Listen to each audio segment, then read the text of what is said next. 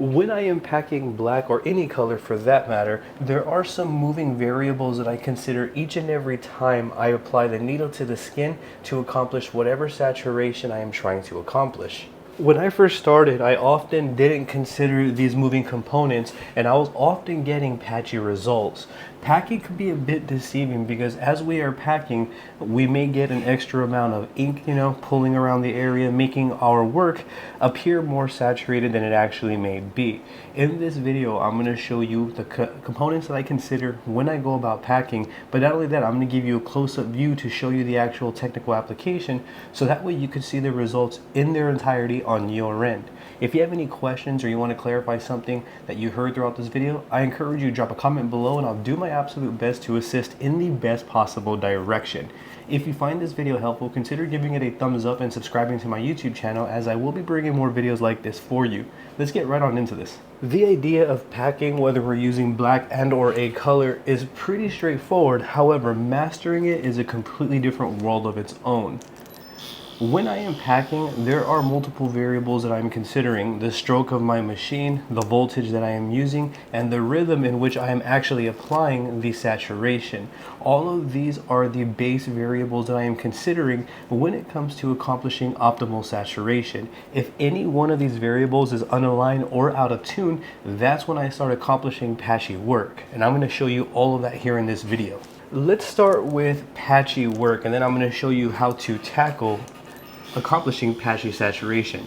Right here I have the MusoToku Mercury M1 tattoo machine, my favorite tattoo machine. I'm going to be running at 6 volts for this demonstration.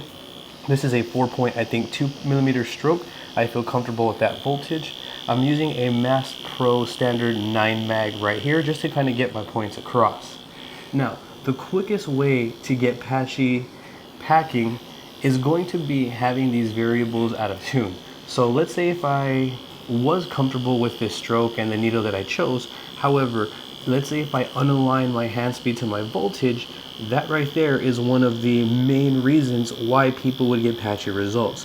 So we oftentimes think as soon as the needle begins to touch the skin like that, we're already causing damage. So this theory alone kind of misleads us in the wrong direction. So you're going to see that even if I just tap the needles there over and over and over, the damage really isn't that great. As you can see, there's just very faint dots right there, which would lighten up over time. So that right there tells me that the needles need a little bit of time to work. However, let's say if we're not paying attention to that and we go into it with a theory that as soon as the needles touch, we need to start moving, which is kind of true, but we also have to remember that we need to let them catch. So let's say if I just went straight in with that theory and I started packing, as you can see like this, this is actually more like brushing. At this point, I'm kind of brushing the skin, which necessarily isn't bad. Some techniques require brush. However, if we're going for packing, that's not what we want to do. We do not want to be brushing the ink into the skin like that. You probably can if that's what you feel comfortable with. But if I were to keep repeating this process for me and my specific style, as you can see, as soon as the needle goes, I'm already going to town right here on the skin. Let's go ahead and get a generous amount of ointment so we can take away all the excess ink. And you can see that I am quickly accomplishing patchy results. None of this is actually fully saturated, although it has ink deposited. That's pretty much as far as I got.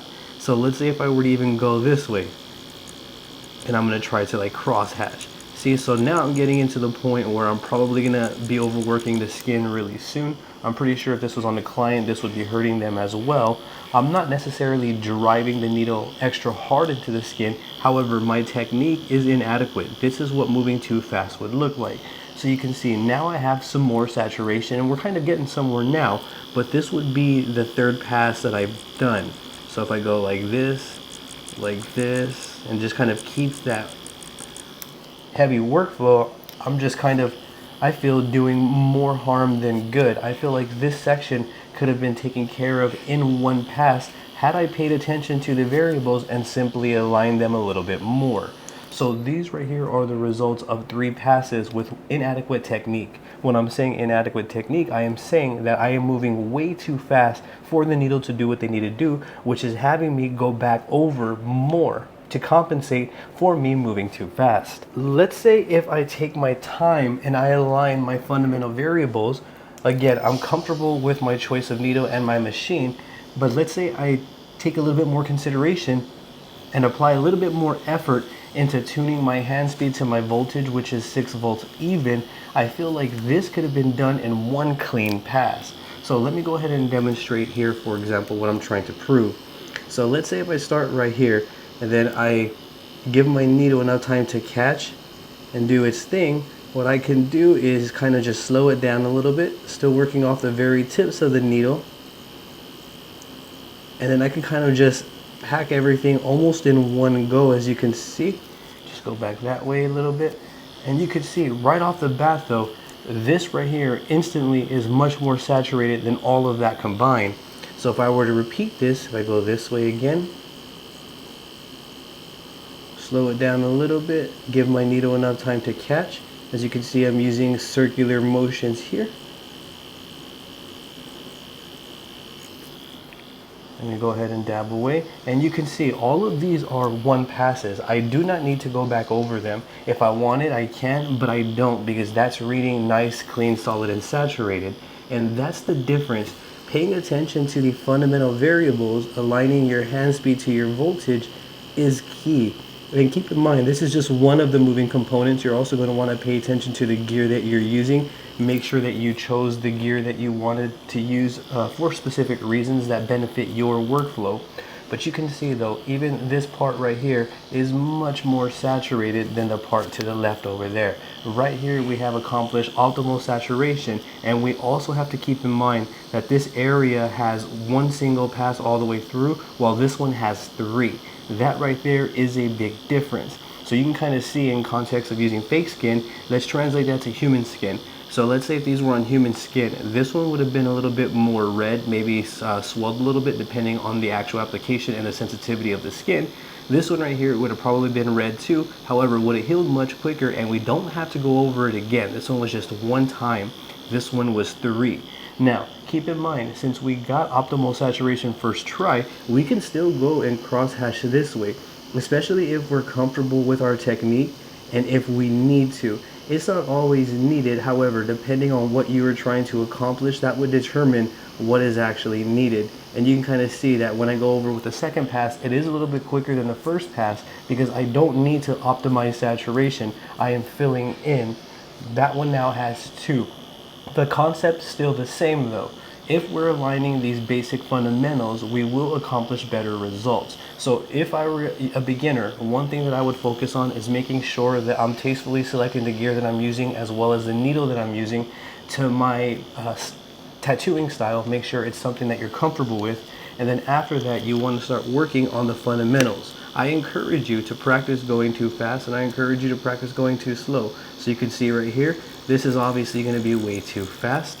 And you can see the results actually look like that. If I go over here and I just slow it down a little bit, circular motions, making sure that I'm making circular motions before I move on to the next phase, so that way I deposit the ink in a clean, solid, consistent, saturated manner.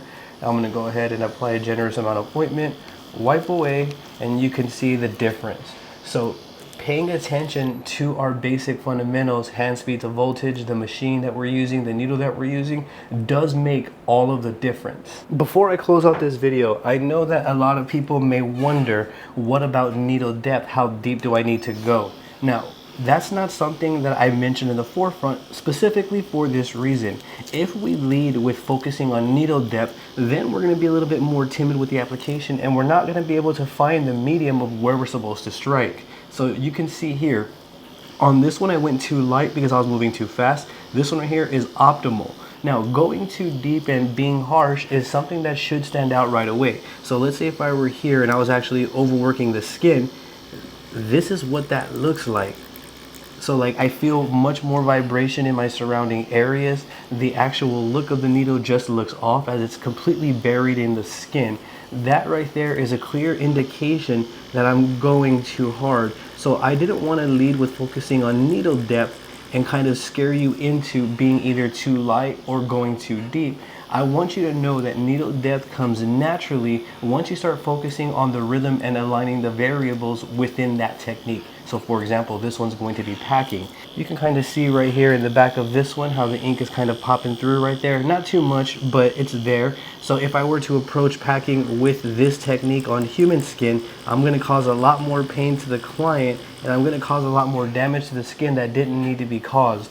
So for me, what I recommend to you, or for you to do, is practice going too light, like practice using just the very tips of the needles like this, and then practice actually pressing them in there. And then you're gonna see that, okay, this is way too light and this is way too deep. So let me try somewhere around here. And this is how you start building that rapport with needle depth. I don't want you to go into it focusing and being scared of going too deep or going too light, especially if you're a beginner. In fact, you should be. You should be testing both. You should be trying to be very shallow, and you should be trying to go very deep as well. So that way you get the feel of what's right and wrong and where you need to be. Once you do this enough, I guarantee you, you're going to develop a natural sense of right and wrong and what works better for your technical application. So real quick, and a quick recap before we close out. This right here would be too light. We're not really reaching the dermis of the skin, so therefore ink really isn't going to get deposited. This right here would be perfect. I'm letting the needles catch. I'm making small circular motions, and before I move on to the next area, I'm making sure that I've saturated the previous area I'm coming from. And then this right here is what going too deep looks like. All of them are different, and we should definitely pay attention to all of them and get comfortable with these three. So too shallow, perfect, too deep. Here is a close-up view at the final results. We have to remember this one was the one that I did in one pass, and I did some cross hatching. So this one has a total of 2 passes. This one has a total of 3. This is I believe correctly done. This is too shallow. This right here is too shallow. The middle one is correctly done, and this one's too deep. This one's too deep. This little guy over here is shallow, and this one's right. So when I just look at them, I can tell the difference, which one was applied too shallow, which one was right, and which one was too deep. If we take a look right here at these two, for example, these were incorrectly applied with a hand moving too fast, and the voltage wasn't as high as the hand. Now, as a beginner, we think that we have to higher up the voltage, but that's not the truth. We'd want to actually slow down the hand. A good way that you can tell that this is an inadequate technique is if you look at the surrounding areas, there seems to be like some sort of like fuzz going on. Now, some people may overlook that, but for me, I feel like when we are tattooing, everything has to be really intentional. You can see on this one right here how the edges are much more clear and defined, where these are a little bit more staticky, and that actually shows up right here throughout these three. So the one on the left is the shallow one. It has like a sort of distorted look to it. The middle one, you can see we were accomplishing saturation, and then this last one we see, and this is overworked, the last one is overworked. You can see that there's fuzzy and static around those results. So those are little indications that let us know if the technique was correctly applied or if it was a little bit inadequate. If you are wanting to accomplish optimal saturation, clean packing, then you're going to want to find a good healthy voltage, which I would recommend starting anywhere from 5 to 6 volts depending on the machine that you are using. I would recommend tuning your hand speed to your voltage and getting comfortable with striking the needle depth naturally each and every time. The good exercise to do that is to try shallow on purpose, try perfect, or try to be at the dermis on purpose, and then try to go too deep on purpose. Once you start getting a feel of all 3 levels, you're gonna know naturally where the medium is, and that is what we want. There's no way around it but through the progress. Now, I talk all about this no way around progress but through it within my tattoo book right here called the Fundamental Tattoo Handbook. This book is available on Amazon and Barnes & Nobles, and it's loaded with information that can help you gain a better understanding for tattooing. So if you are a beginner tattoo artist or you're just wanting to learn about tattooing, the Fundamental Tattoo Handbook is great for beginners of all kind, intermediate artists, and even advanced artists. I will go ahead and leave my Amazon affiliate links for you in the description below so you can check out this book on your end. If you have any questions at all, I encourage you to drop a comment down below. I'll do my absolute best to assist you in the best possible direction.